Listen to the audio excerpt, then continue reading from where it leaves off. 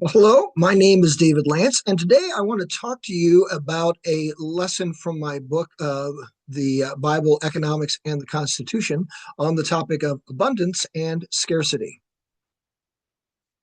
And so when we think about that, perhaps you've ever heard the phrase, is the glass half empty or is the glass half full? And so if we think of it as being half empty, I think that that's thinking about abundance. In other words, we expect that we will be able to fill the glass even more all the way to the top. And if we drink some of it down, we can always get more. But the other hand is to say that the glass is half empty. And in that case, I think we're communicating the idea of scarcity. Now, scarcity from an economic standpoint is the condition in which even if something were free, didn't cost any money, there wouldn't be enough to meet everyone's demand.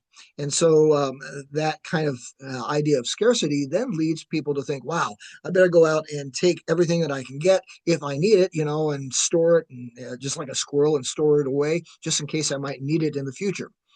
I like to think that our Lord Jesus Christ looked at the life on earth as being a glass that was half full, and therefore looked at it in terms of abundance. He spoke often of something called living water, especially in the book of John. In John chapter 4, he meets the woman at the well, and he says that the true worshipers will worship in spirit and in truth, and he offers living water. Now, what does he mean by that? Well, remember that Israel, a main river that runs through the nation of Israel, is called the Jordan River. It starts up in the Mount Hermes in the north, and it flows for a very long way. It goes through the Sea of Galilee, which has got a lot of fish and all sorts of freshwater things, comes out the other end and keeps on flowing to the Dead Sea. Now, when we think about living water, it is constantly flowing, it is constantly being replenished. And if you think of it applied to your life, you can think of it in terms of creating new life, creating new things, being an entrepreneur, if you're a business owner, and so forth, and giving back to the community. However, if you're thinking of a life of scarcity, then imagine when the Jordan River ends up in the Dead Sea. The Dead Sea, the water stops. There's no outlet. It's dead. It doesn't give back. And it just wants more water and more water and more water. It's a taker, it's not a giver. Now, I think that Karl Marx, the founder of communism, saw life as a glass that was half empty. He saw life as that of scarcity. And he spoke of revolution all the time. He says, we've got to take from the rich because it's our fault that we are poor. It's always somebody else's fault. It's never our fault. Now, I am a child of the 60s, and a band that was really popular back in the 60s was called the Beatles. You may not know this, but they wrote a song called Revolution. Here's a few lines from the song Revolution. I'm not going to sing it for you. You say you want a revolution. Well, we all want to change the world. You tell me that it's evolution. Well, we all want to change the world. But when you talk about destruction, don't you know that you can count me out? It also goes on to say, you say we want to change the Constitution. Well, we all love to change the world. We'd all love to change your head. You tell me it's the institution. Well, you better free your mind instead. And so if you go carrying pictures of Chairman Mao, you ain't going to make it with anyone anyhow. Now, Chairman Mao was the head of the Chinese Communist Party. He killed millions of people as he tried to bring about the revolution of communism into the Chinese government.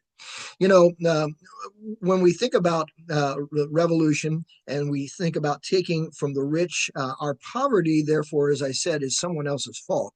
The prophet Jeremiah in chapter 2, verse 13, talked about two evils that Israel committed. First was the evil of having forgotten God.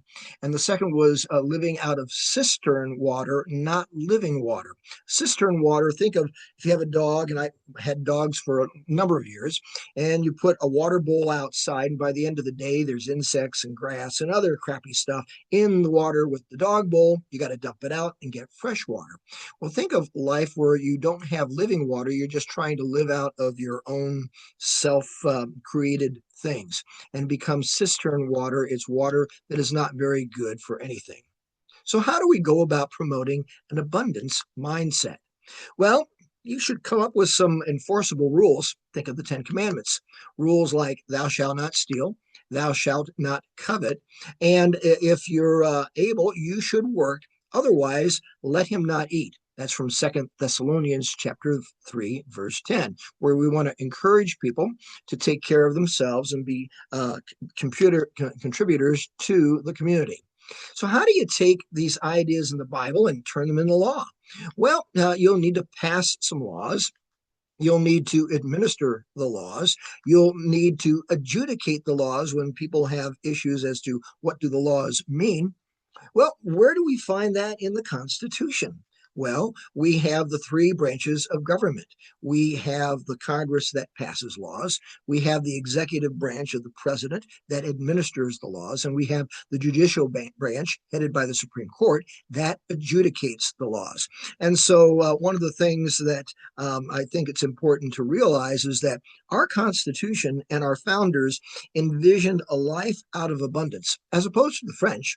You know, they had their bloody French Revolution in the 1790s. You remember that guillotine thing, off with their head, Marie Antoinette, and all those other people.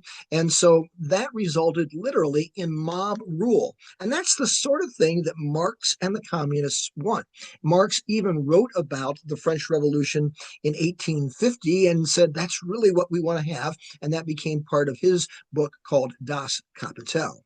And so remember that James Madison in Federalist Paper number 51 said that if men were angels, no government would be necessary.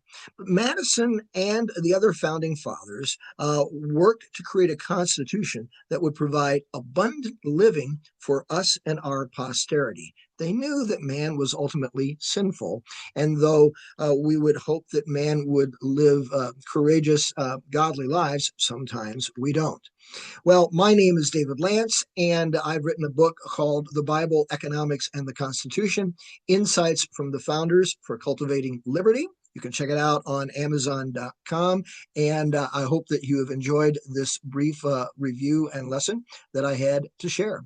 Well, thanks so much, and God bless.